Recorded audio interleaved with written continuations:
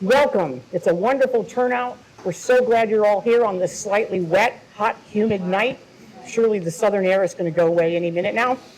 We have a wonderful program tonight. We have some people we owe deep gratitude to that we're going to be thanking. We have some business, as always, that we're going to need to conduct. But first and foremost, I want to turn the meeting over to our beloved Julia, who's going to come over and recap some stuff. So, thank you for being here. For those of you who I don't know, my name's Julia McLeod. I'm the Executive Director of the Harpswell Heritage Land Trust. And standing here today, there's lots of things that I feel. If you haven't heard, this is like my last big to-do for the Land Trust as an employee. I've been working here for almost 12 years in a variety of roles, and I've decided to move on to pursue my love of teaching. So I'm going to be working in an elementary school in Gardner in the fall. I'm super excited about that. But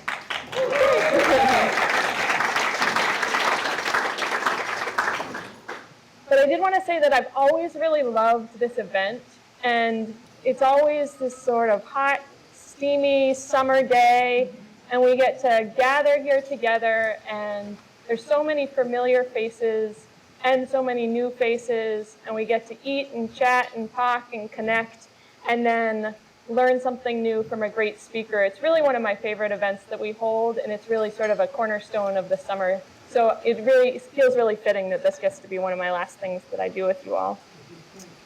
So I have a few things that I'm going to reflect personally about my time here, just a few, and then I'll get to the important work of reporting on what the Land Trust has been doing over the past year. I just want to express to you all that I feel such enormous gratitude for the opportunity this Land Trust and this community has given me to grow and learn and play and experiment and connect with people. I feel such incredible fondness for you all, for this place, for many, many people who I've come to get to know, and these incredible pieces of land that this Land Trust is holding forever. They're such wonderful places to be and explore. And I feel a lot of pride for all the things that we've accomplished together. There's been a lot of growth during my time here. We've conserved more land, built trails, improved our communications, raised more money, greatly expanded our educational programs, and it's been really a group effort. And so I appreciate the work of so many people over the years to contribute to all this great work that we've done together. So thank you for being on this journey with me. And I feel a lot of optimism. Really, like I said, really excited about my future, spending time with more kids, and I'm really excited about the future of this organization and feel like it's really well positioned for future growth and success. So, like I said, not just here to talk about myself. I also want to report on the Land Trust and what's been going on over the past year. So I want to start by introducing our team. We have a really solid staff team, some of whom have been with us for years and some of whom are new this year. So I want to introduce you all so you can put names to faces for that team. These competent, thoughtful people are really dedicated to the Land Trust mission, and alongside our Board of Trustees and committees, we should all feel very comfortable with them moving forward with this important work. So if you can just raise your hand when I say you. So Katie Neals, our Operations Director.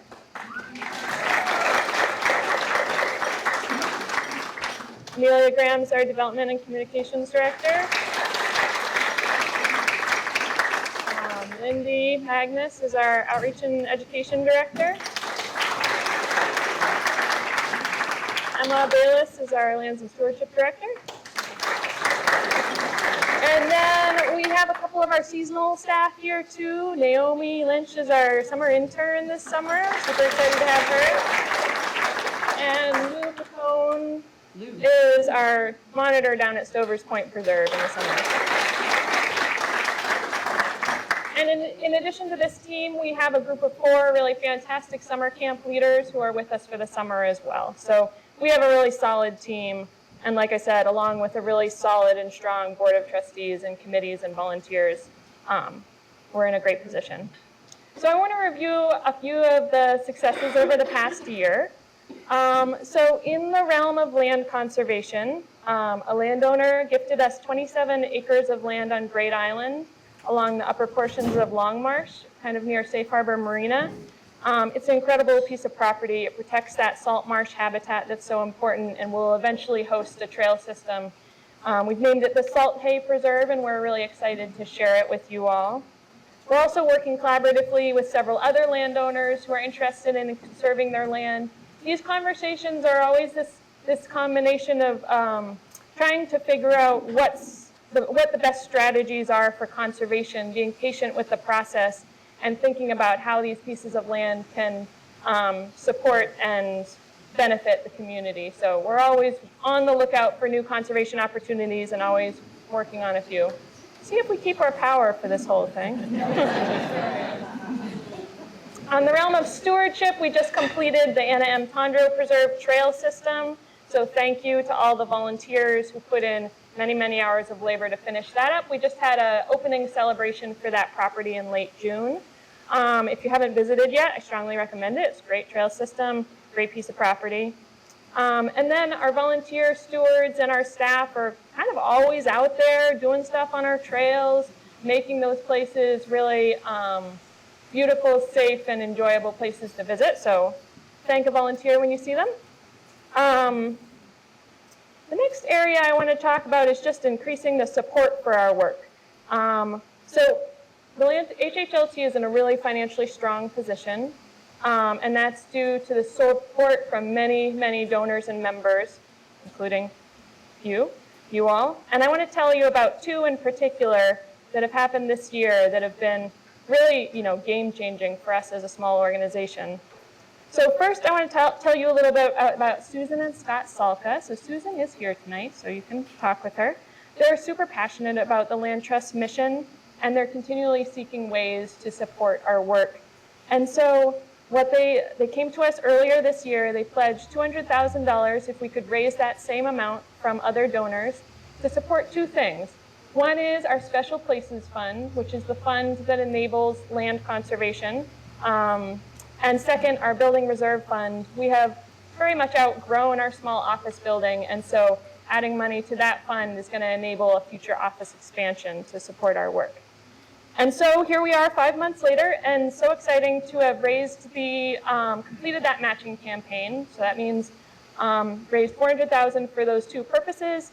And like I said, for a small nonprofit, support like this is really game-changing, and we're so, so grateful to them for their thoughtful support and also their friendship.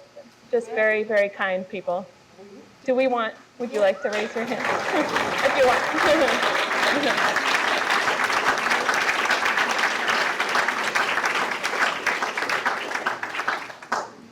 The second thing is we also received a significant gift lately from Michael P. Galgano. I share it because it's just so recent, and I found it so touching. So Michael is nearing the end of his life, and he wanted to make a significant gift in honor of his late wife. They were married for 72 years, so amazing. And so his daughter came forward, so we worked with his daughter to make this stock gift, donated some stock to us, and she told us quite a bit about her father, about the last 5 years of his life when he lived on Bailey Island, right, looking out at the Giant Stairs Trail, and how much he enjoyed looking out at that view, and how much he loved the beauty of Harpswell. And I just wanted to read to you something that his daughter wrote to us about her father's interest in the Land Trust. So she wrote, "He loved hearing about HHLT. He was gratified that although he could no longer hike the trails, he could hear about how HHLT was educating people of all ages and preserving the beautiful lands within Harpswell. He agreed that preservation and protection of such valuable land was important for the wildlife and for young children to learn and respect nature. He supported HHLT and cheered them on with each goal they attained." So we just found that he passed actually this past weekend at 99 years old. His daughter said he was very much ready for that. But we just so appreciate his support and those words in support of the work that we do. And I also want to thank all of our members and donors. So every gift makes a difference, large and small, and so many people in this room are enabling our work through their donations and also through volunteering. We have around 200 active volunteers, which is really remarkable for a one-town land trust. I always talk with other land trust leaders at times in Maine and in other places, and I always reinforce, like, wow, we are so fortunate. We have all these really talented, dedicated, passionate people who are willing to put in the time to amplify our work and help the Land Trust do more and do better. So thank you so much for all those volunteers and everyone who supports our work. So I have a little bit more. I'm just going to tell you a little bit more about where we're at with our outreach and education programs, and then we're going to watch a video clip. So our outreach and education initiatives continue to thrive and grow. We do a variety of things for people of all ages to spread knowledge and understanding and connect people to nature and to each other. At Harpswell Community School, we continue outdoor science and nature-based play for all grade levels. This spring marks 10 years of continuous programming with that public elementary school, which means that those first kids I taught have graduated from high school now, which is a little crazy. So it's really a unique and in-depth experience for them, and that comes from, in part, us being a one-town land trust and having that opportunity to give these local kids that in-depth experience of going outside and going on lots of field trips to these natural areas in Harpswell. And I want to also mention thanks to Holbrook Community Foundation for support of that education work. They've really supported that work in a very steadfast and loyal way. Our Nature Day Camp program is in full swing right now. We're offering 12 sessions, which allows us to reach more than 200 campers. This is the biggest summer yet, and we still have a waiting list, so we have not yet got to the point of meeting all the demand in that program. Their kids are out there having tons of fun. They are out there today. They'll be out there tomorrow, playing and catching crabs and doing all kinds of great stuff out there on our preserves. One of the things that I'm enjoying about this season is we have so many junior counselors. So these are people who have, a lot of them have aged out of the camp program, or they've seen our programming in the school, and they're really excited to share their sense of joy and wonder with younger kids. So we keep engaging with them as they get older. Also, I hope you'll check our website for all kinds of public programs. It's a busy summer as usual, and we're thrilled to be piloting a series of events focused on climate resilience, and that comes with support from Casco Bay Estuary Partnership. So lots of programs to attend. Take a look at our website. And just in general, as a land trust, we continue to educate ourselves about issues in Harpswell and in the broader land trust world, while also engaging in many collaborative partnerships. There's always more to learn about how the land trust can serve the working waterfront community, how the land trust interacts with the heritage or history part of its mission, how the land trust can support people of all ages and interests in Harpswell. And that's one of the things that I think makes this work so interesting, is continuing to think and learn and talk about all of these things. So I'm going to end my portion of the evening with a video clip. This is something near and dear to my heart. Last year, documentary filmmaker Mark Ireland approached HHLT about including our forest playground in a feature-length documentary that he's working on about getting kids outdoors. And so I invited him to come along for a day or two of Nature Day Camp, because we visit the forest playground during camp. And he did, a hot day last summer, visiting 2 different camp groups and interviewing staff and campers. This 5-minute clip that he shared with us that will be part of this documentary when it is released, like, truly symbolizes what I see as my life's work, and is so meaningful to me, and I hope you enjoy it as much as I do. So I am going to switch out our sound system so you can hear the sound from the video. I'm going to play this video clip.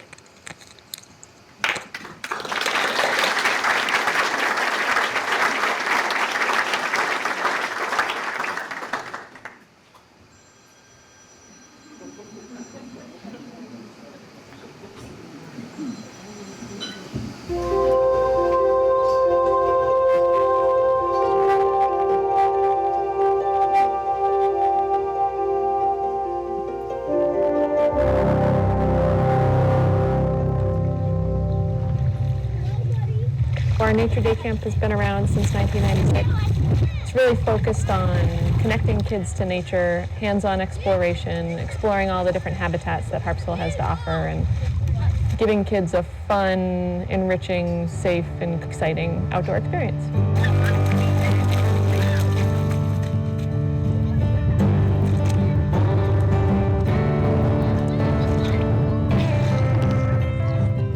Today we're at Stover's Point with the age group 7 to 12 of the Harpswell Heritage Land Trust Nature Day Camp. And most of what we do here is a lot of marsh exploration. This is a tidal zone, and our kids love to catch crabs. Hard to catch. They're biting fast. Those teachable moments of here's a crab, let's try and figure out if it's a boy or a girl. And a lot of them hold on to that throughout the week.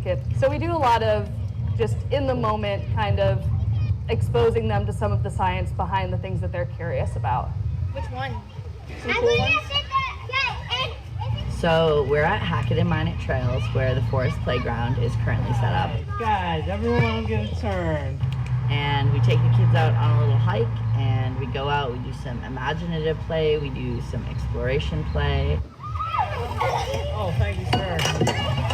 There's a forest kitchen, which is a good cake. Do you want some cake? It's chocolate vanilla. So the idea with the forest playground is to provide this place that's really engaging and exciting for kids and also gets them outdoors with their families. So it was originally envisioned as something that families would do on their own time with the really nice side benefit that our camp groups really love it too. 1 and a 2 and 1, 2, 3.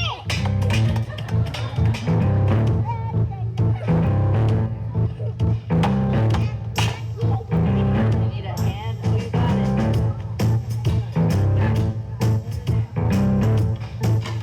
There you go.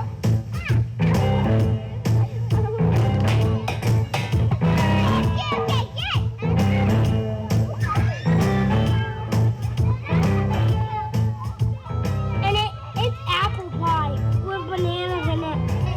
I think it's much more engaging than a normal playground and the kids tend to love it. It's in a forest.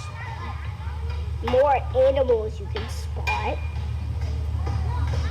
More trees. More leaves. Rocks.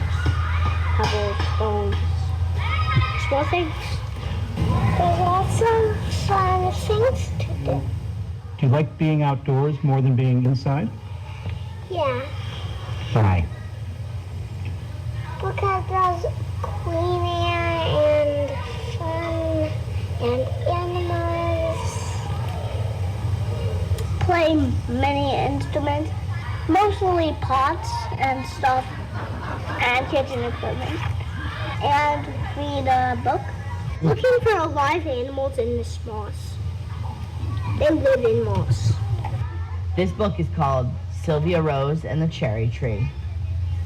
This very strange tale began in May in a friendly forest on a sunny day. The story walk is a walk through the woods, just probably a quarter of a mile. Okay, run, guys. And in intervals, probably 50 feet away, we've got the pages of a book. So 1 page per post. To work on the roots of the tree, and before very long, it could dance and was free, just like you guys. Run. And I let the kids run from 1 page to the next, and they love it. It's fun. Oh! What'd you see? I saw it. And turn over a lot of logs, looking for salamanders. We've been hoping for a snake, but we only came up with one on the first week.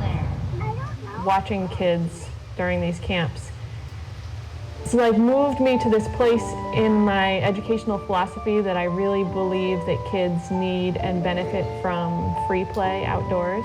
Ooh, that's a cool mushroom. Whoa, that's cool. From having that unstructured time and that spark for imagination. I really think that imaginative play is really good for kids and they really are drawn to it. How many did we find? The children start asking questions about life. They're asking why the plants are here and what the birds are doing, where they live, why the bugs are out, why the trees are so tall, what different types there are. And it's really beautiful seeing them kind of learn more about life and have an appreciation for nature, since that's so important for their generation to be able to experience the coasts and the forests and all of the nature that there is to offer.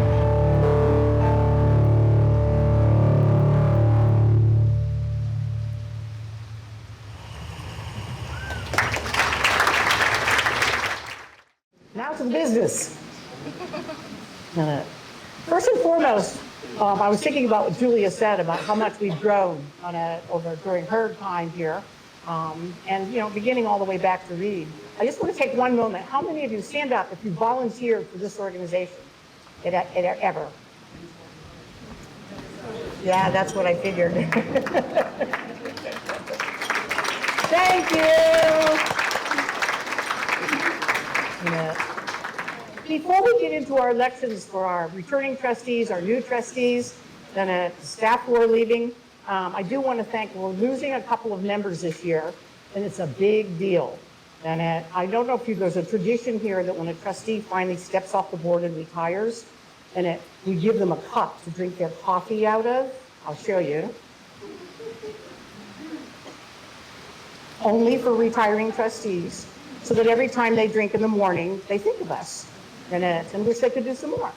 But this year we're losing two really exceptional members who have put in an amazing number of years. So I want to call Becky Gallery and Mary Ann Nafe. Mary Ann.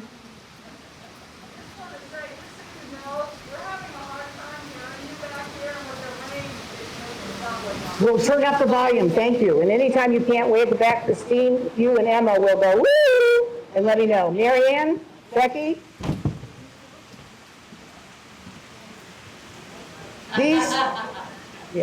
These two have served a combined 18 years on this board, 9 years each.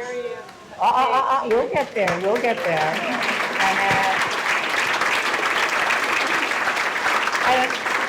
I have to say, all board members work, some really work. And I've got to say that Becky has never said no to pretty much anything we've asked her to do. And we've asked a lot. And no matter what it was, she's tended to say yes. And for that, we are deeply grateful. She's stepping off in part because we now have normally at the end of 9 years, we figured we'd better broaden the take, open the pipeline, and bring in some new folks. But she's also now the president, or will be, of the Garden Club of the Federation of Maine. Not stopping working, just changing lanes. And then there's Mary Ann. 9 years doesn't come close. She's just finishing this particular 9 years. But when I look at the board terms, she's been around since 2004. And going so far back that I think probably the first week of nature camp maybe lasted 5 days. And yeah, I had 15 kids. And that's right. And so it goes way back. So don't move. You get a cup. I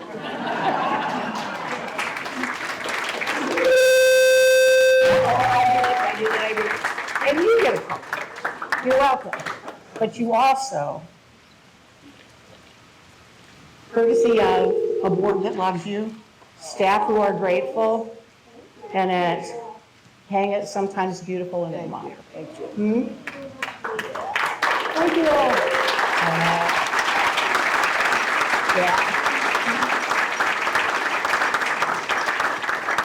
And then, of course, there's Julia, who's been, as she said, with us for over 11 some plus years. She had a wonderful note in her letter to many of you, which I really liked, saying that when her firstborn child, when she took the first job, her firstborn child was 6 months, and I think she's now 12. So thank you, children, for accompanying your mother and during these long years of work. But she's done so much to professionalize this land trust. And in the last 2.5 years, I want to say both the back end of HHLT as well as its outward-looking face has been enormously strengthened because of the job Julie has done. We asked her in an exit interview what surprised her, and Tim and I and Ron laughed because she said, accounting turns out to be more interesting than I thought, which was probably a surprise. But under her tenure, HHLT has grown enormously. And I think you really just got to sum up to say she leaves our administrative house in good order, our finances in excellent shape, and the relationships with the community at large much strengthened. And we're all gonna miss her. But we're also really proud that in the end of the day, she's turned and said, I need to go do what I really, really love. And we think that Gardner is damn lucky to have her. We got a present for you.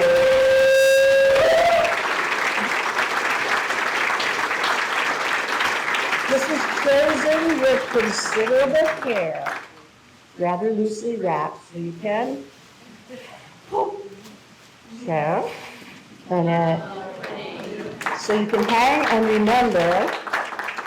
And this are some notes we all wanted to share with you to read later at your pleasure. And there's also a little gift certificate in there, and we want to tell you why.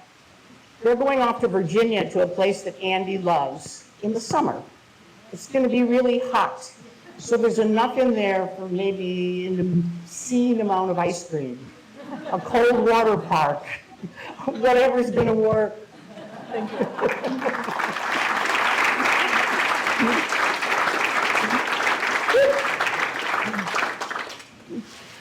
Got that?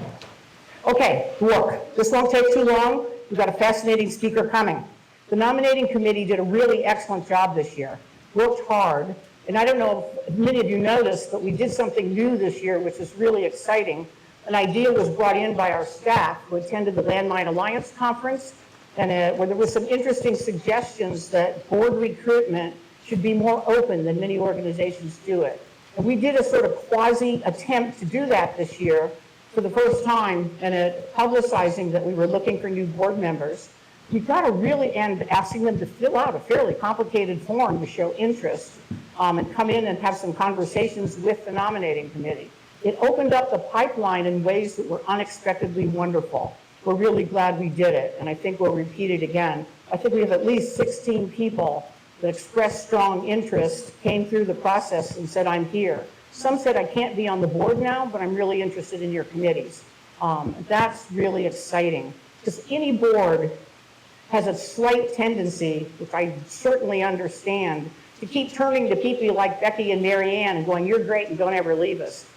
And there's good reason to do that because they bring experience, expertise, knowledge of the history of the organization. But if you don't watch it, you begin realizing you're seeing the same faces over and over. So we're trying harder to come up with a balance of the board that keeps our most experienced people around for a good period of time, but always has at least a third of new people coming in, and then either through the committees or onto the board. So who do we got? First off, we have two renewing trustees, one of them standing way back there in the room, Lou Wade and Lou Hinman, who's played a key role on development and lands, and Tim McCray sitting up front here for other reasons you'll know soon. And both of them are coming on for a new 3-year term. I also want to welcome two new trustees who came in through this process. And I've got a little Pat Richardson. Is she here tonight? Yay. And Melissa Train. Is she here tonight? Melissa? Yeah. And these are two new folks. We're so glad they're joining us. I just want to say very quickly that Pat is a highly experienced journalist who started her career in the newspaper business in high school with a Kennebec Journal in Augusta. And she went on to work for a number of publications around the country. And all I can say is the chair of our communications committee is hovering in the background. And Melissa works for a nonprofit organization. She's director of a small global NGO called Amazon Medical Projects. She's learned a great deal about what it takes to run an NGO. It's really handy to have somebody on your board, 1 or 2, 3, it's really useful, who actually come out of the nonprofit world and know something of the legal apparatus under which we work, the demands for fundraising, and what it takes to run a nonprofit. She worked for some big ones like the American Red Cross, and then made an interesting decision that she wanted to scale down and get more personal, moved to Harpswell, and now we got her. Melissa, welcome. Finally, and I'm going to introduce our officers. We've got 4 new officers coming in. Tim McCray is potential president. Yes! Rachel Bean is vice president. Rachel, are you here? And Ed could not be here tonight, but he's staying on as treasurer. And Judy, where are you? Wallingford, right back there, will be secretary. And that's a good, strong new, they not only serve as officers, they serve as the board executive committee, and they're in place to answer questions and help out when need be. And I also just want to very quickly mention, I've had a number of people ask me, but what are we going to do if Julia goes away? I just want to say very briefly, we've launched a search process. We got a very strong search committee and a staff, community member, and some board members. That process is already launched. And in the interim, Katie, where are you? Katie Neal will serve as team leader, as director of operations, liaising with, if you elect him, you will have words with me if you don't. Tim McCrate is board president, is going to back up the staff during this period and while we're transitioning into our new leadership. And he'll be the one to call up volunteers and other board members to say, we're one staff short these 2 to 4 months, we need your help, and we know you'll come when you're asked. So, before we launch onto the election, no, I think we can do this. That's your slate of candidates. Can I have a move to elect the lot? Thank you, Bob. Can I have a second? Hey, all in favor? Wave wildly. Woo! Congratulations! Before I step down, which I'm going to do immediately, I want to just say very, very briefly that we feel really fortunate in Tim as our new president. Many of you know him already. You know him as a designer, as a metalsmith, as a teacher, as an author. You know, after he finished his Master's of Fine Arts, he taught for 25 years. Got a lot of experience dealing with staff and students, which is probably a really good thing. And it was the Maine College of Art which brought him to Maine in 1988. He's written 24 books, taught hundreds of workshops throughout the US, Canada, Japan, Mexico, Senegal, with tools and workshops, and the UK. He served on a number of boards, including the Society of the North American Goldsmiths and our favorite, Haystack Mountain School of Crafts. He runs a press. I mean, what can I tell you? He's an autodidact. That's all we can say here. And we are delightfully glad he's stepping into this role. Mr. President, I'm passing the baton. Here you go, Gabe.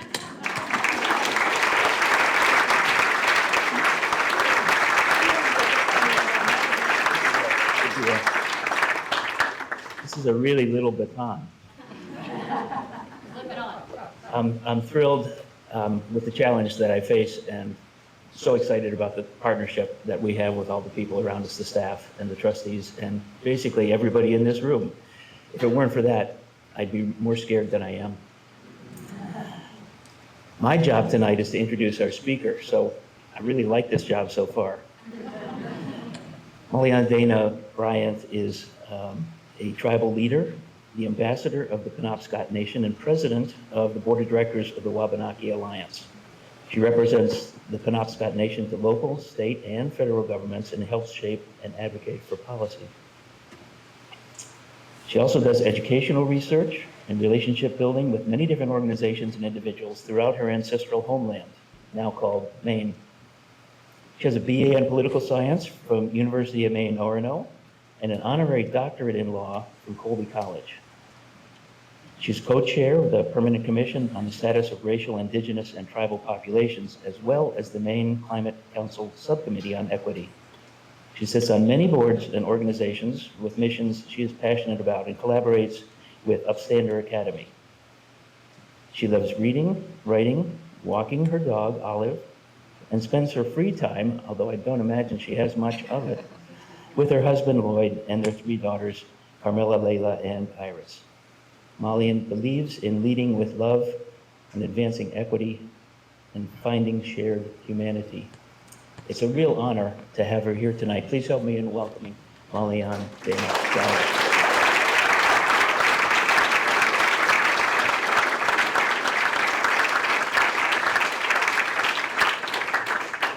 You all really know how to run a meeting. Awesome snacks, everything's on time. I'm super impressed. Thank you for having me. I need to thank Lindy for doing an amazing job of reaching out to me and staying in touch and giving me all the logistics. And she did a beautiful job getting me here. So thank you very much. And congratulations to Tim and your new leadership. I didn't put together that Jay was your wife, even though the same last name, but I know Representative McCrate very well, and she's been super supportive. So this is really neat for me to be here tonight. I do quite a bit of work in the policy field and talking about bills and legislation and tribal sovereignty. It's kind of a refreshing turn for me to get to talk a little bit more about resiliency and knowledge and culture and my people. And that's sort of how I got my start in a lot of things, was around cultural teachings. My father, it's come up a couple times in here tonight, my father is Barry Dana, who is a former chief of the Penobscot Nation. And I think if you look up walk the walk in the dictionary, his picture is there. He is firmly committed to our Wabanaki values and way of life. And my mother is also Penobscot. She's an educator. She's taught in our reservation school for a long time. And it's been amazing learning from both of them in very distinct ways about what it means to be a Penobscot person and the responsibility to our tribe and our family and our people. So I come here tonight in that spirit of sharing and hopefully exchanging ideas and having a discussion.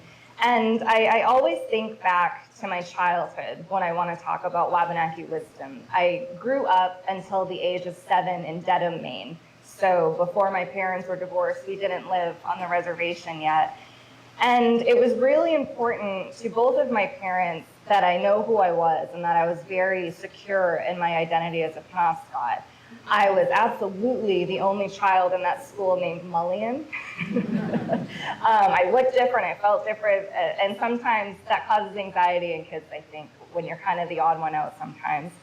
So my dad especially did a great job at making sure I felt a strong connection to our people at an early age.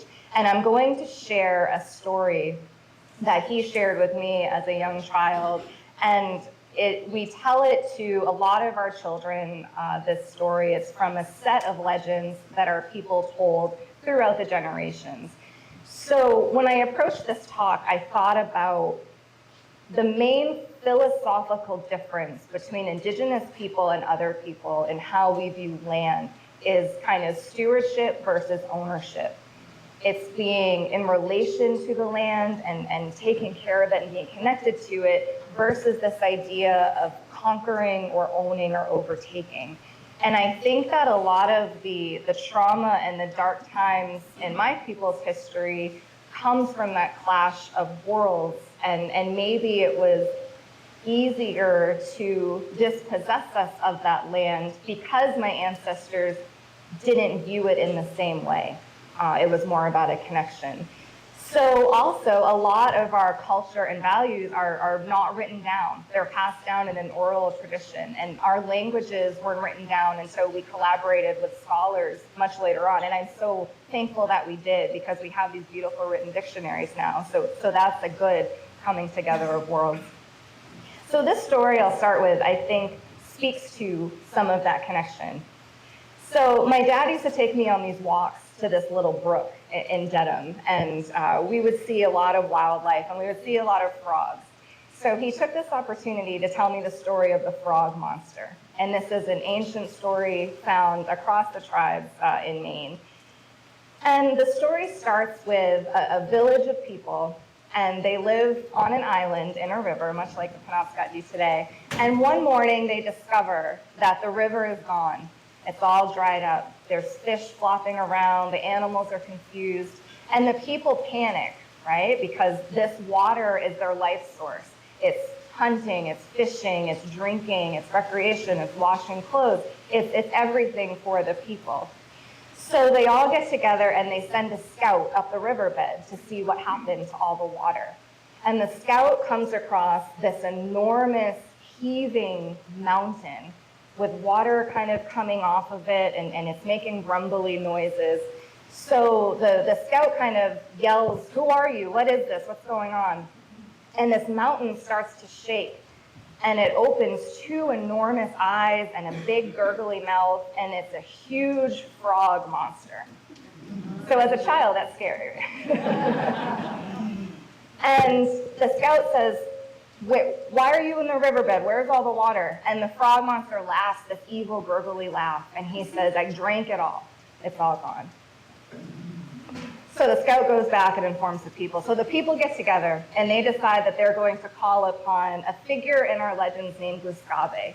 So Gustave is this kind of, I don't want to liken him to Paul Bunyan, but yeah, in our legends, he's this hero, strong guy. He comes and helps the people when he's needed. There's this first set of legends that have to do when he's younger, and he doesn't make good choices. He's always learning lessons and messing up. So this legend takes place when he's older and he's the hero. So Gustave comes down from where he resides in Katahdin, and the people tell him what happened, and he grows into a giant. And he takes 3 big steps up the riverbed, and he encounters the big frog monster. And he says, you have to give the people back the water. They'll all die out if you keep all the water for yourself. And the frog kind of laughs his evil laugh. And he says, I'm bigger than them, so I'm keeping it because I want it. So Gustave sees that this isn't going to go well, and he can't be negotiated with. So he looks around, and he finds the tallest pine tree that he can see, and he rips it out of the earth. And our Penobscot war clubs are basically the whole root structure of the tree is kept intact, and they shave the roots into these sharp little barbs. It means business. and they, we've come to carve nice designs on them. They're not used for war anymore, so now they're still made, but they're more art pieces now. So this story all reminds me of, this is probably the first war club too. So Gustave rips that huge tree out of the ground, and he smashes that frog monster, destroying him, and all the water flows back down in the riverbed. And the roots where the tree was, the water flows there too, and those become new tributaries and streams. So this story was told to remind us of the values in it, taking only what you need, don't be selfish, don't take more just because you can. But also it's an origin story for the Penobscot River and that bay going out into the ocean, because the water did come back down where the people were, but it also spread out. And all of those streams and tributaries carried new life. So because of this, unfortunate for the frog incident, the water was able to be gifted to so many more people. And that really speaks to our values as Wabanaki people. I think of this story often because we do have this wisdom and these teachings, and we so want to share. And I think throughout history, there hasn't always been great opportunities for that. So I also want to kind of couch this in the idea that when I talk about history and when I talk about things that are dark or traumatic or don't sound pleasant, I don't do that ever to place blame or shame or judgment anywhere. I just feel that we're all so much more empowered when we know the history of everyone that we share these homelands with. So thinking about the work that we do in policy, we have this great group called the Wabanaki Alliance that I would encourage you all to look into and then join us if you'd like to. We're a nonprofit working on policy. And so much of our charge the past few years has been looking at tribal self-determination and sovereignty in Maine. And this ties into this talk. I want to set the stage a little bit because we do have kind of unique circumstances in this state around land, around tribes, and I think that that's important background when we talk about doing anything together or sharing knowledge.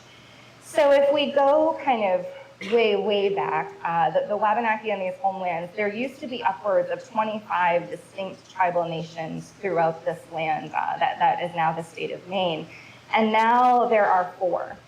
There are the Penobscot Nation, where I'm from. We're sort of centrally located near Bangor. If you go over into Washington County, you have the Passamaquoddy tribe. They're the largest tribe, and they have 2 reservations. They have Sabayak and Madocnigut. And then up in Aroostook County, you have the Mi'kmaq Nation and the Holton Band of Maliseet. So, and there are also Abenaki people that have communities in Canada that this is their homeland too. They were just displaced, and they don't have a community here anymore. So together, it can be sad sometimes thinking about all those folks that we lost and all those tribal nations that are extinct. But I think it's also uplifting to think about the Wabanaki that are still here working on really important things together and sharing that work with so many people. I feel that that really honors all of that loss and all of that kind of darkness that we deal with sometimes. So we are working on kind of restoring the recognition of a lot of the tribal sovereignty in Maine. And this ties into the land issue because so much of our history is all about land. So back in the 1970s, the Passamaquoddy people were the first ones to discover that roughly 2/3 of the state of Maine had been illegally taken from the tribes. The treaties that oversaw a lot of this taken were never ratified by the federal government. So I'm doing a real quick version because I want to talk about other stuff. So the tribes and the federal government entered into a lawsuit against the state of Maine. And the state of Maine, to their credit, did a real good job negotiating that. So they came in as the party in the wrong, and they were able to not spend any money besides their legal fees. It's all federal dollars in the settlement that the tribes got. And they were also able to insert some clauses in there that have really put the tribes in Maine under state jurisdiction in a lot of instances where other tribes throughout the country aren't. And they've effectively blocked a lot of our access to this group of laws called federal Indian law. So we don't often call ourselves Indian, but that's the lingo the government uses. So we've been working to try to fix a lot of that. And I never want to point fingers at the Wabanaki leaders who said yes to this deal, because when you think about this history of all that land being taken, then you have children being taken from our communities and taken to these government-run boarding schools that I'll get into a little bit. You have this immense loss of life from disease and warfare, and you have these things don't heal within a couple of generations. They take time. So these leaders are trying to build communities, foster healing, and lead their people in some real tough conditions. So the promise of some sort of settlement, some sort of resources, some sort of access to more land was very intriguing for them, even though this writing was on the wall that it was most likely going to be bad for tribal sovereignty in the long run. So these, tough legislative packages that we have to work on now, and these hearts and minds we have to change, and all this work we have to do around tribal sovereignty, it's not because they messed up, it's because they made a tough choice, and we need to honor that tough choice and come back and fix it because they were doing the best with what they had. So the Wabanaki Alliance, that's our charge, and it really fits into this conversation because I think it's important that we've done some really good things with the state of Maine, and we're doing some good partnerships, but this is always sort of in the background. And when I get into my work on the Climate Council, I'll get into a little bit more too. So going back to this indigenous value and knowledge base and how it kind of comes into conflict with colonization and the formation of the United States of America and Canada, we had these wars I've talked about and all this sort of chaotic era. And at the end of it, there were still tribal nations living together. And pre-contact, our people, we would have villages, pretty permanent villages, but also travel to fish or hunt. In the summers, the Penobscot people would go from inland to the coast to hunt for or harvest shellfish and other sorts of things, and then come back in and hunt big game and trap throughout the winter. And I think sometimes people use the word nomadic or hunter-gatherer. And some of that's accurate, but it gives this sense of we were just kind of wandering around and chasing moose and just kind of sleeping where we wanted to that night. But there was a sophisticated system that tribal people lived within, and it might not have looked advanced or civilized, but it was all about sustainability, and it was all about giving and taking from nature in a way where you could be in connection with Mother Earth and not take too much, that's a common theme in all the stories is, like the frog monster taking too much.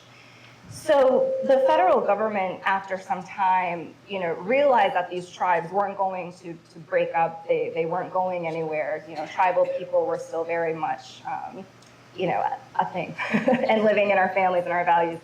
And so they passed this Dawes Act in 1887, which essentially broke up a lot of tribal lands out west. It forced indigenous people to be more farmers and to break up larger families into smaller families.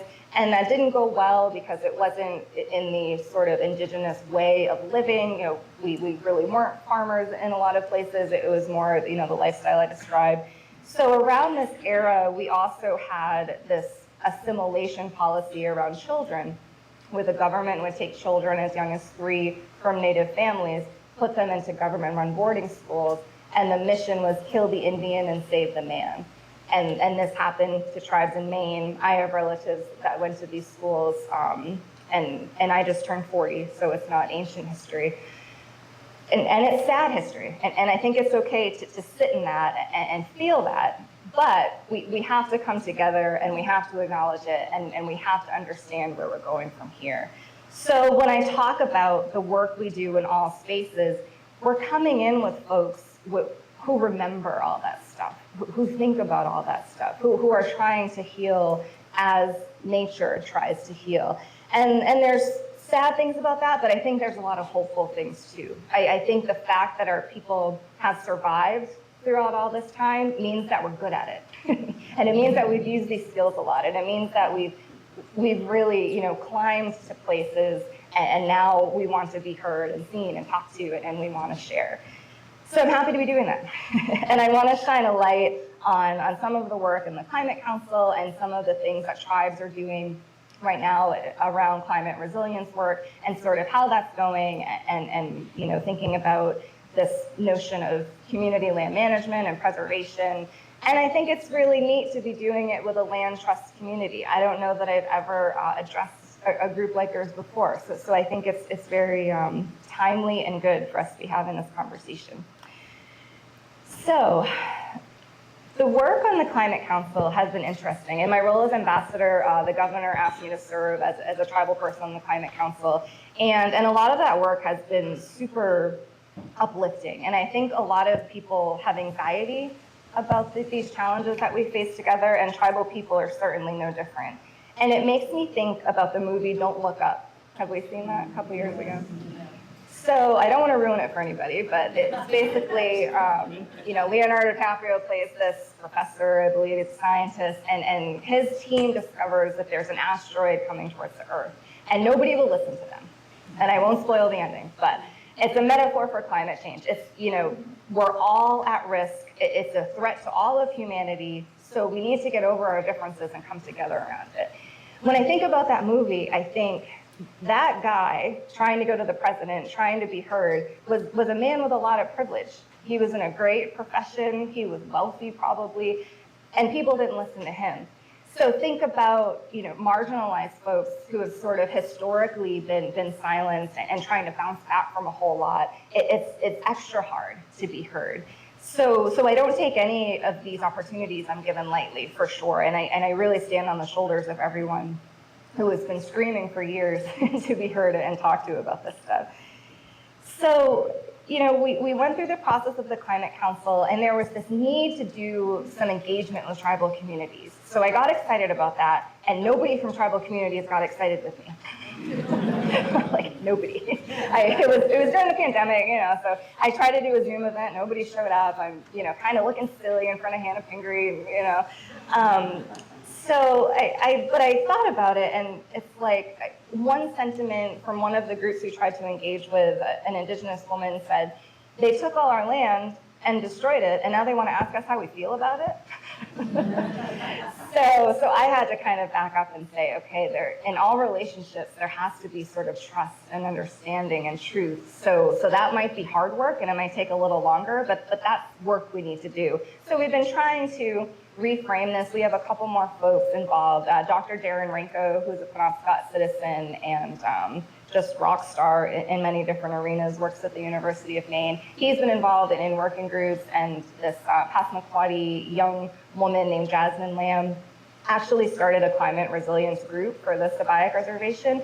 And that community is right near Eastport. They're right on the ocean, that reservation. So they, just by virtue of where they are and the effects that they've had from climate change with the ocean rise, and they still do a lot of sustenance fishing for different wildlife in the ocean, they've taken a big lead on a lot of things. And one really, I don't want to say good because it wasn't good that we had to do it, but one useful intersection that we had with that work in the legislature was a bill that Representative Rena Newell from the Passamaquoddy tribe ended up getting into law.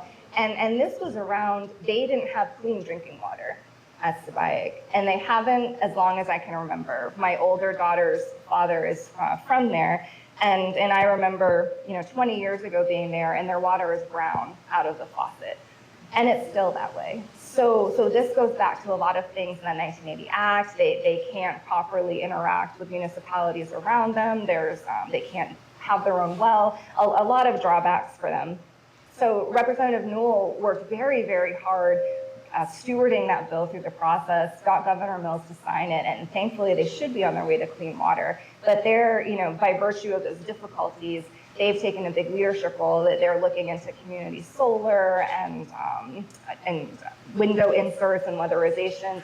And it's been really great to see that happening in Sabayak and them leading the rest of the tribes, really. At Penobscot Nation, we have a really great food sovereignty program. We have greenhouses, we have a whole staff in our Department of Natural Resources leading that effort. And sometimes I get prickly because people say food sovereignty is real sovereignty. And I'm like, I'm in the legislature all the time. I think I'm doing real stuff. But there is some truth to that being able to feed your community and grow traditional foods and give it to your people, that there's such power in that. So I definitely wanted to touch on that a little bit. We have a neat initiative going on with the Penobscot Nation where this group called Trust for Public Land actually purchased 31,000 acres of land near Katahdin. So Katahdin, from my story, it's a sacred place. We go there every year. Little side note about my dad again, in 1982-ish, he started an annual journey to Katahdin. It happens to be about 100 miles from the Penobscot Nation to Katahdin, so he ran it, naturally. And his whole idea was he would offer up suffering through his running as a prayer to help our people and all people. So that's called the Katahdin 100, and it's happened every year since. And it's grown, and all kinds of people run it, hike it, canoe it, and my dad is 65 now, and he's still getting there on foot. Not as quick as he used to, but he's really something. So I grew up knowing that was a place to go to bring sort of your hopes and dreams for your people and all people. I think that's a real great thing that comes out of a lot of Wabanaki ceremony, is there's this attention to our needs and our sadnesses and what we're asking for, but there's always this hint of what's good for us is good for everybody, and that's something that we really treasure. So this group, Trust for Public Land, purchased this land from a timber company and essentially gave it to the Penobscot Nation as we work to raise money to help them pay for it, pay off the loan. So even this beautiful generosity has bureaucracy and things we have to do. But I so appreciate a group like that seeing that opportunity and helping us along, and now we'll have this great tract of land to be stewards of once again, and we'll have some decisions to make internally in our tribe about what exactly to do with it once it's all bought and paid for. But I think that was a really beautiful example of how we can collaborate, how we can acknowledge one another and work towards some of that. They call it rematriation, this land back thing into the stewardship of tribes. So I wanted to touch on briefly this theme we're talking about Indigenous knowledge as we do things together. And President Biden actually in 2022, he touched on this. And this goes to the power of representation in all areas. So Deb Holland is the Secretary of the Interior. She's also a Pueblo Laguna tribal member, or Laguna Pueblo, sorry. And that's been so awesome for, I think, all of us Indigenous people, I think especially women, for sure. I have 3 daughters, they're 2, 15, and 17. So yes, I'm exhausted all the time. But having them, when I was growing up, I did not have Indigenous women politicians at the federal level that I could look to say I could maybe do that, or how amazing. I did have my aunt, Donna Loring, who had a great career in the state legislature and thankfully let me tag along. And between her work and my dad's work, that's where the bug bit me. So even I had her as a great example. But having such, someone in the presidential cabinet, it really leads to things like the president acknowledging Indigenous knowledge. And then there's a whole proclamation with examples on how to integrate these things, and a big write-up. If you, search for it online, you'll for sure find it. So I think that's a great first step. And there's been this recognition that Indigenous people had this connection to homeland. A lot of times it was disrupted, but we still have it, and it looks different now because we're trying to walk in these 2 worlds too. And I sort of live in this duality all the time. Every time I go into the State House in Augusta, every time I'm in Washington, D.C., I love it. I'm motivated, I'm inspired, even those long committee days and, just feeling like you're hitting your head against the wall. Even that, I really like it. All these portraits of men who look nothing like me, and even that, I appreciate and I like it. But there's always this feeling of the people that built these systems and these buildings did not want me here. And that can be tough to deal with. So you kind of always have to hype yourself up and say, this is the only way we make change, is we work in these systems, even though they weren't built for us. And that means it's going to take a lot of time, and that's okay. I'll pause on that because that feels good. So where do we go from here? I think what I wanted to bring here tonight was this idea that supporting tribal sovereignty, it doesn't have to be scary just because it's unknown. It doesn't have to mean that the tribes are going to get extra special rights and trample the rights of everyone else. It really means that recognizing tribal sovereignty and tribal self-determination really helps all of us. It helps the environment. If tribes are running our programs with greater freedom and access to resources, that uplifts the whole state. And I also wanted to talk about how we weave in these Indigenous philosophies into the work that you're all doing and a lot of us are doing. And this whole thought of Maine being pristine and preserved, and that we have these beautiful spaces like we saw the kids in the video. My kids would love that, by the way, even my old ones. This is because of Wabanaki stewardship for 10,000 years. Our people contributed so much to these homelands. So it's only natural to include us in conversations, and I'm so happy that that's happening. So I want to end this portion on that happy note, and just the road ahead of us might be tough at times, but I think there's enough concrete examples going on. I dipped my toe a little bit in the Climate Council, but there's a plan called Maine Won't Wait that came out in 2020 that I'm super proud of. I think it's great work. It goes over transportation, buildings, reducing carbon, clean energy economy, healthy, resilient communities. So kind of every area you could think of about resiliency together, it's in that report. And each year they've come back to it to update it and say what's working and what's not. And the George Mitchell Center at the University of Maine, Orono did an equity report on the original report, and were kind enough to let me read it and edit it, and out of that came this idea for an equity subcommittee. So that's been super interesting work. I've been able to dig in to tribal issues as much as I can. We're still trying to figure out how to really make that work, and also learning about coastal communities and people in poverty, older Mainers, and just a lot of people whose voices aren't usually heard when we're making these big goals for the state of Maine. So I would encourage you to look into that Climate Council work and the Equity Subcommittee, and there's really great metric tracking and different ways that we'll be looking at these goals together. And I think I can pause there for questions. Awesome. So, we'll talk first. Thank you.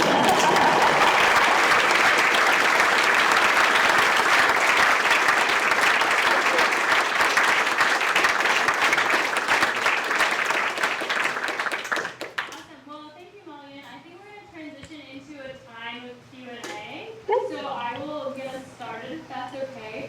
So I'm curious if you have any thoughts to share with all of us on this idea of balancing, wanting to conserve this lovely place that we live and call Harpswell forever, right? We want folks that come after us to be able to enjoy it. So balancing that idea of preservation forever with also being responsive to the needs of the community and the environment and things like that. I think a lot of us in this room had some pretty big wake-up calls with the January storms that we experienced, and we maybe learned that what we had thought we were doing really well maybe wasn't going to work in future years and things like that. So thinking about that idea of balance of conservation forever and being responsive to the needs of the land and the community.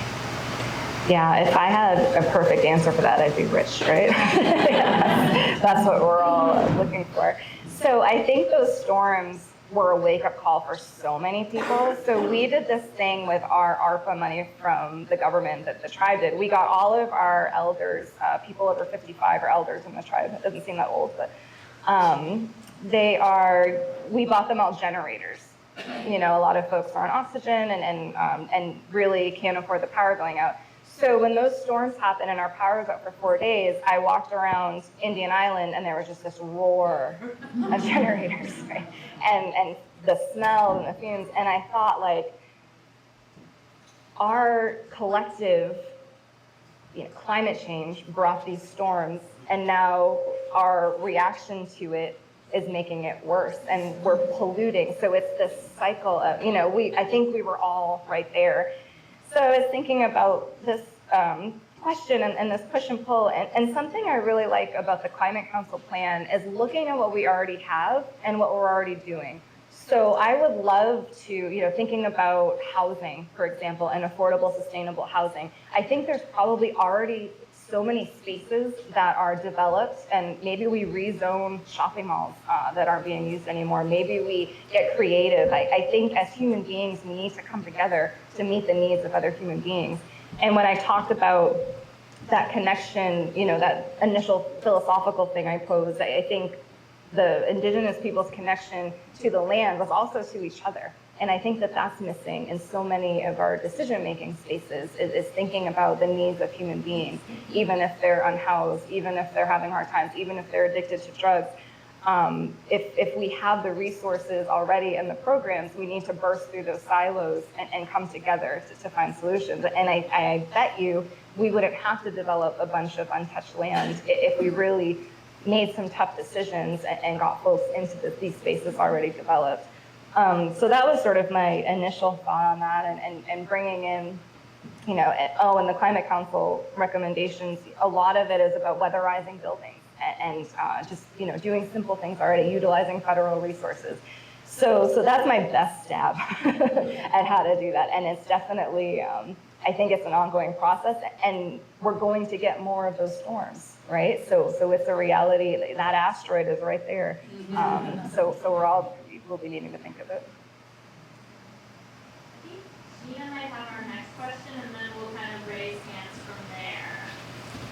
Hi, I was wondering, more delving into the Climate Council, and it just seems like, it's a big program and there's a lot of reports, but do you see like a role for individuals, like the people in this room? Like, do they need more feedback? Do they need more support?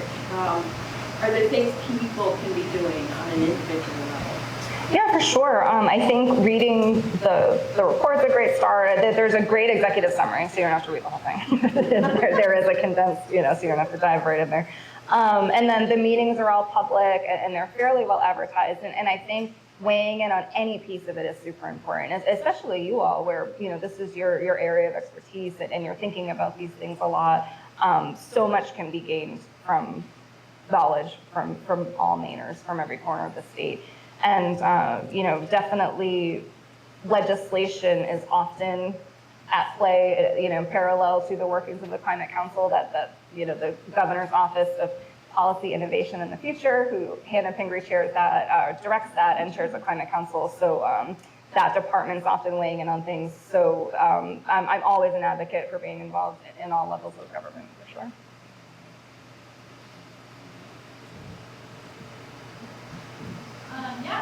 Okay. Hi. Hi.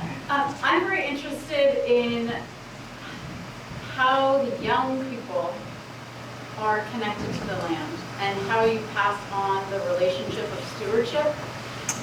We saw this lovely video about what HHLT is doing, and I work with an organization to connect people to the outdoors, and we talk about it being for their social and emotional well-being or their mental health, but you go so much deeper. How do you convey a fierce love of land? I think we just live it. It's so hard to articulate. And I thought about, before coming here a lot about, that connection and how I teach my children. And there's this spot where I live on Indian Island. So, it's not very big. It's 2 or 3 miles around and we're surrounded by the river. And there's this island just off of it. It's just, I think we call it Grassy Island. It's just a little island covered with grass. And my older kids were like middle school age during the pandemic, and they had a hard time, the Zoom learning and the disconnection from their friends. And I remember taking both of them individually. We swam out to that island and just sat there. And that was maybe the first time I thought, like, I'm teaching them to love this place. Like, I'm teaching them this is safe and peaceful and healing. So there must have been moments in my life that my parents did that with me. And I think combining it with ceremony, the run to Katahdin, so much of that is done in nature, whether you're paddling on the river and seeing the eagles. And of course, we're taught about the power of those animals and what they bring to us for messaging. So hearing those things as a child and then experiencing it out there, really reinforces those lessons that we have. And I have a short, amusing maybe story. So I did the Outward Bound program when I was 14. They came into my school when I was in 8th grade and they gave this like fancy presentation about Outward Bound. And my aunt had done it, but she had done the sailing one, the semester at sea. So this was hiking and canoeing. And so obviously my parents couldn't afford that. So I wrote this awesome essay and got a scholarship, got it all paid for. And I went there and was so culture shocked. They were very intense. They were having us like drink the water out of a tuna can instead of dumping the water on the ground. Like they took leave no trace, very serious. And I kind of came in with a chip on my shoulder because I'm like, I know this stuff. I'm always in the woods and I'm a mascot, I know. So I feel like they didn't like me that much. And 14's not a fun age. So maybe I wasn't that fun to be around. So we had these solos. They took us on an island, we canoed to an island, and they dropped us off at sites, and we were blindfolded. It's crazy to talk about us 14. So we're blindfolded and we're dropped off, so we don't know where each other are. And I take off my blindfold, and they put me in the swamp. And you have no tent. You have like a tarp and 4 pieces of rope. This is for 24 hours. You have an orange and a piece of cheese. But they give you letters from your family, which is nice. So I thought, so I sat there and and we only drank water from the swamp. So we had iodine, so I was drinking swampy iodine water and really wondering why I ever wrote that essay and crying, reading letters from my dad. And that night, I got bit by so many mosquitoes that when they picked me up the next day, they immediately gave me some kind of medicine. I was like, my whole head was like swollen. And I remember thinking like, I thought I liked nature. But like, I was at such odds with them. And they were probably like, I don't know, 20, they weren't really adult. But they were definitely trying to teach me a hard lesson. But I remember thinking like this is where you find out who you are. Like, even though, like, I'm glad I did that. It was so hard. And a huge animal walked by me in the middle of the night. I was in my sleeping bag hiding from mosquitoes, sweating. But it's experiences like that. A lot of people of my family went on vision quests. So that's where you go fast for 3 days at a sacred place. And if you receive a vision, it's usually an animal meant to guide you or something, some sacred connection to an ancestor. And that's probably the closest thing I'll have to that. I haven't done that. but it was important for me, I think, to struggle like that and to feel sort of the wrath of nature, because my experience up until then had been kind of nice and this is a healing place. But I think that's healing too, that feeling that raw humanity that nature can bring, at 14 years old was super formative. So I got off a little bit there, but that when I think about how important nature has been to me, that always kind of bubbles up as, you know, you have those tough conversations with yourself because you're forced to. It's about thinking about the real connection when it always doesn't feel good. Yeah, right there.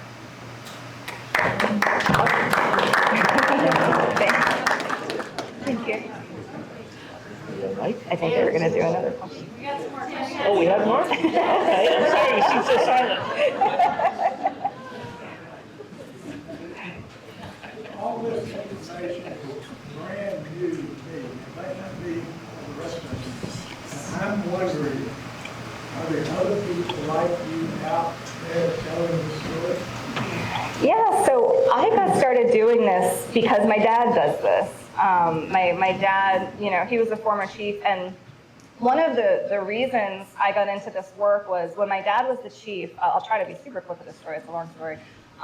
He was involved in a lawsuit. Two of the tribes were in a lawsuit with the paper mill companies.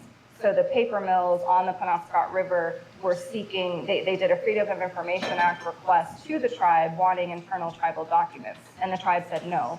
And because of that settlement act that I had talked about, we didn't really have grounds to say no. And the judge ruled against the tribes and said we had to turn those documents over. And the judge also said, this is in Portland Superior Court, the chiefs need to go to jail until the tribes turn those documents over. And the tribes have to pay $1,000 per day. So of course the tribes can't afford that. They don't want to be without chiefs throughout the appeal process. So we had to turn those documents over. And I just remember, you know, my dad gave a speech. Angus King was the governor then, and Senator King, excuse me. And my dad gave a speech where he had this water bottle full of river water, and he was asking the governor to come drink it. Because the governor had claimed it was clean. So that kind of burned into my brain, along with the feeling of this can't be right. You know, that this can't be how civilized societies treat people, no matter where they're from. You don't sentence leaders to jail and levy fines like that in a normal proceeding. So there has to be some kind of inequity in the systems. So how do we fix it? So seeing my dad kind of weather that storm as a tribal leader, you know, pushed me to want to do this work and look into these things. But also, he's an educator about culture. He goes into schools and builds birch bark wigwams and teaches kids basket making, and he just does a wonderful job. And there's all kinds of other tribal people throughout Maine, Wabanaki people, that talk about all different aspects of things.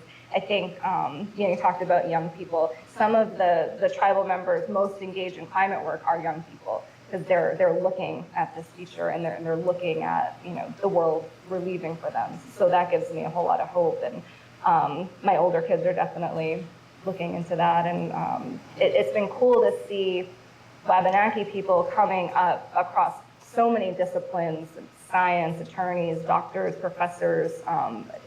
That representation is so important. So long story short, yes, there's lots of us, and you know, there is a tribal kind of rematriation land trust called Bumazim that one of my sisters is on the board of. There's a tribal group looking at a lot of these issues led by Dr. Darren Rankos.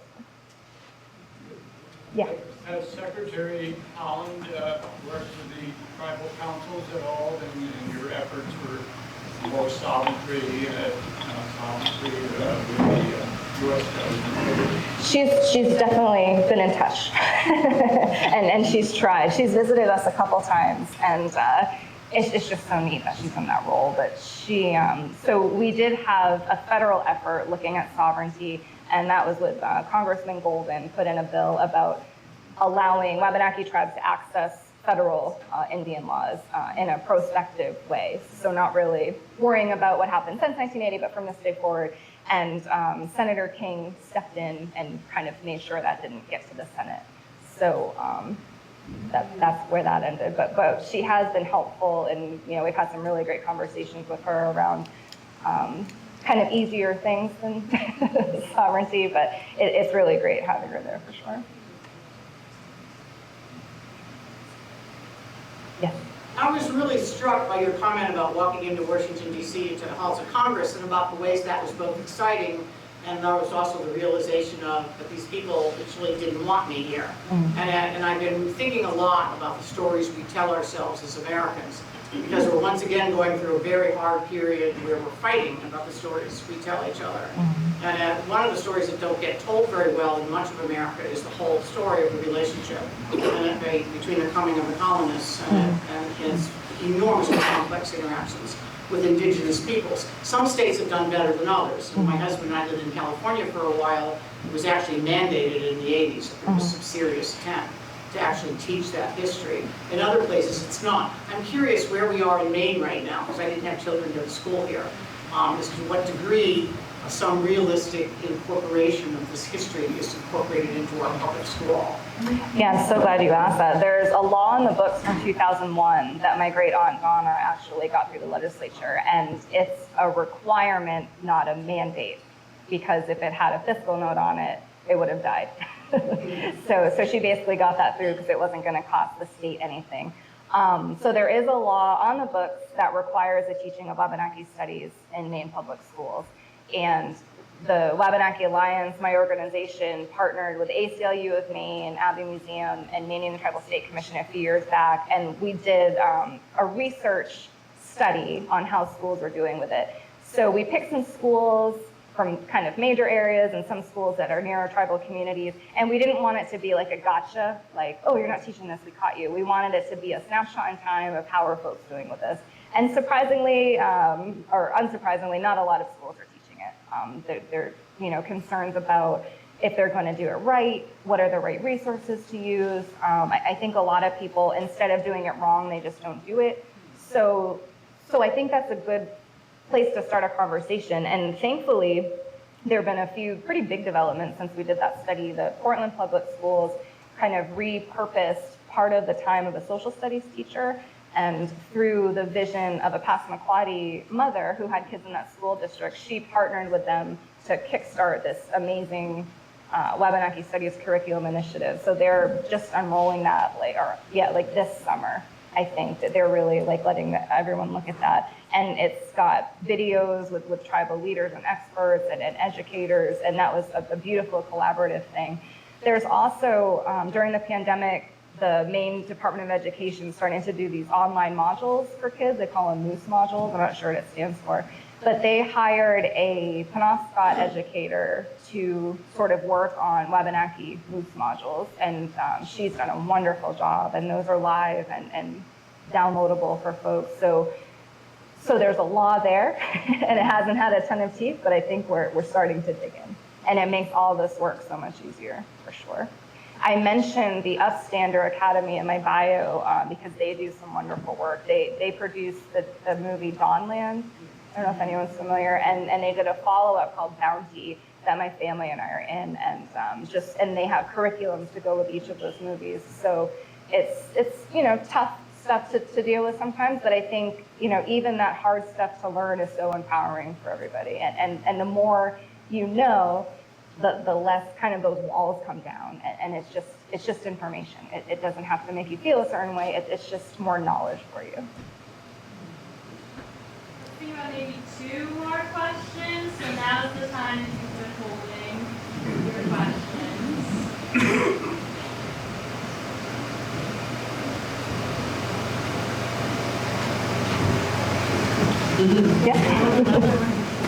You mentioned very briefly land back, and this feels like a good audience to give a deeper explanation. Awesome question. So this land back movement is basically the idea that when parcels of land become available, or for whatever reason, that they want to get them back into the stewardship of tribes to make up for all the land lost during colonization and then sort of everything after. So the example I gave with Penobscot and land near Katahdin is, I think, a good example of that, even though there's work to do. The Passamaquoddy were actually able to get an island back that was their ancestral territory.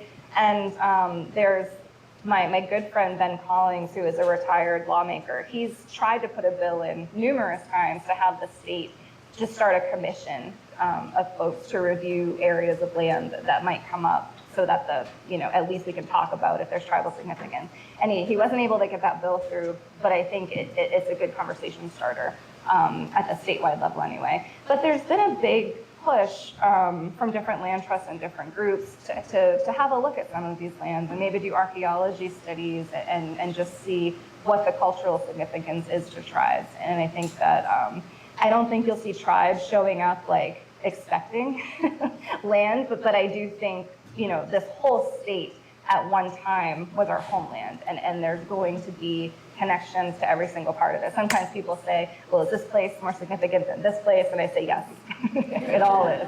It's all significant to us. So yes, and then the Bumazine Land Trust is a group led by Wabanaki people. They have an area of land in Starks where they I think they have a farm and they get together there, and they're looking at that work through a native lens, which is pretty exciting and cool.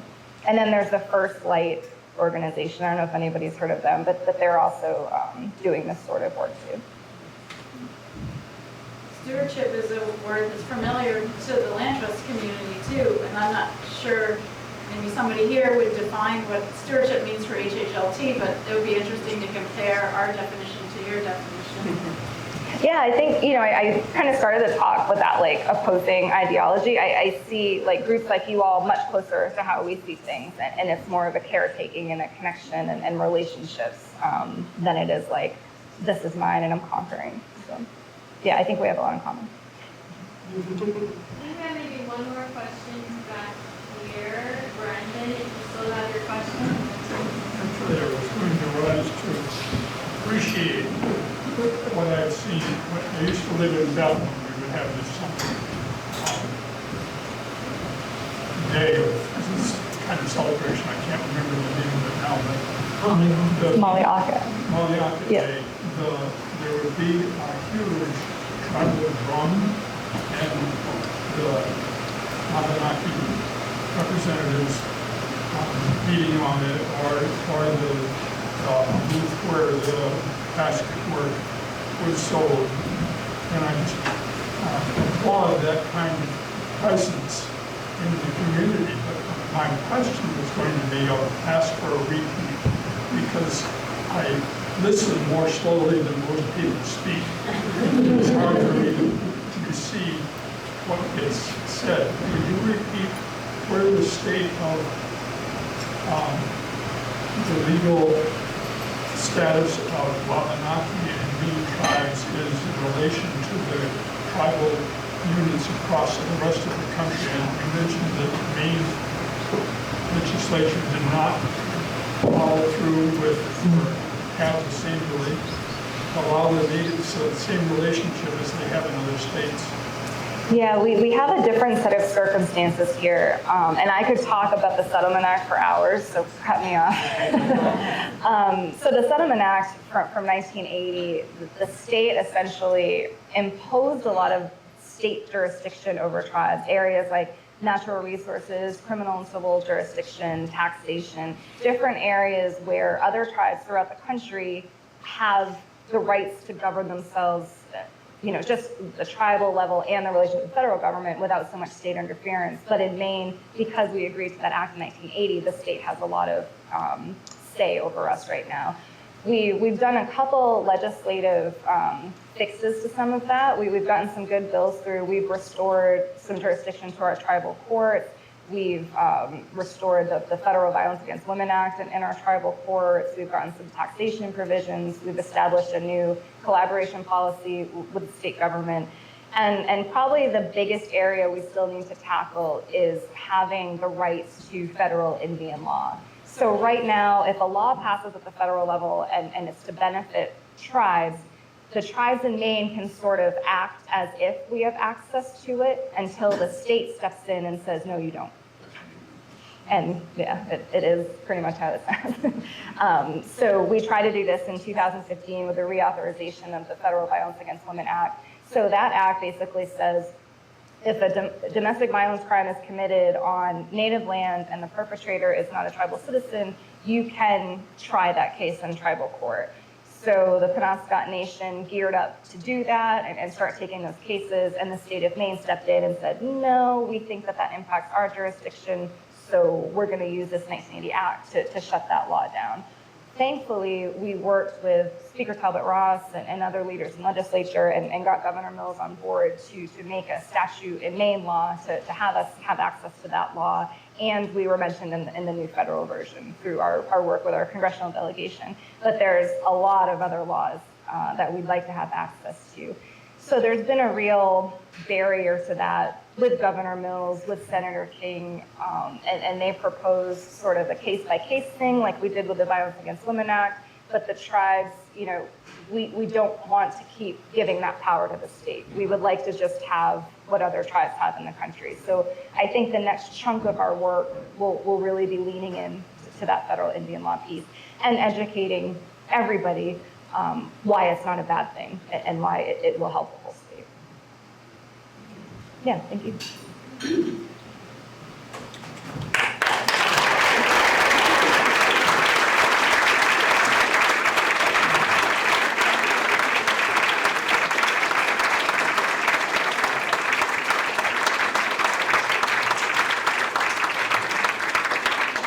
Thank you, everyone. Thanks for coming tonight. That program is terrific, and we're so happy to have you here. Thanks, everyone. Good night.